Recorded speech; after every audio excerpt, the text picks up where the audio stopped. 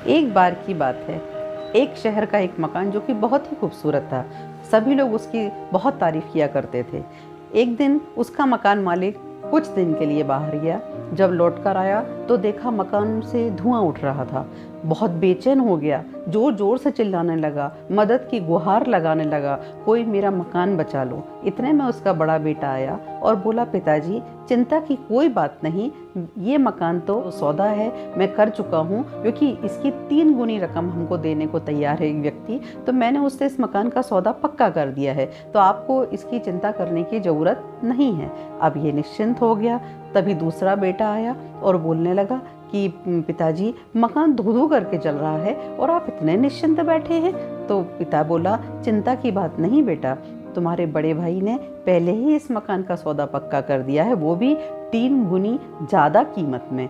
तो बेटा बोला, नहीं पिताजी, बात सौदे की पक्की नहीं हो पाई थी, अब इस धू-धू करते जलते हुए मकान को कौन लेना चाहेगा। व्यक्ति फिर बहुत ज़्यादा असहज हो गया, फिर जोर जोर से चिल्लाना उसने शुरू कर दिया और लोग यहाँ वहाँ आकर उसका तमाशा देख रहे थे। तभी उसका तीसरा बेटा आया और बोला, पिताजी आप इतना क्यों बेचैन हो रहे हैं, चिंता की कोई बात नहीं है, मैंने उस मकान मालिक से बात की थी और उसने ये कहा कि जो भी बात है मैं वचन का पक्का हूँ, कुछ भी हो जाए, कैसी भी स्थिति हो, परंतु मैं किसी भी स्थिति में चूँकि मैंने बात की है तो वो मकान मैं ज़रूर खरीदूँगा। और ये व्यक्ति पुनः पहले की ही तरह ही सहज हो गया। ये कहानी ये बताती है कि स्थिति एक ही है, मकान धू-धू करके ही जल रहा है, परंतु परिस्थिति के अनुसार उसका जो रवैया था, उसका जो उस कंडीशन को कहना चाहिए टैकल करने का तरीका था, वो कितना चेंज हो गया। ऐसा ही तो हमारे साथ भी होता है। हमारी ज़िंदगी में कई परिस्थितियाँ आती हैं, लेकिन जैसे परिस्थिति चेंज होती है, हमारा रवैया भी उसके प्रति बिल्कुल चेंज हो जाता है।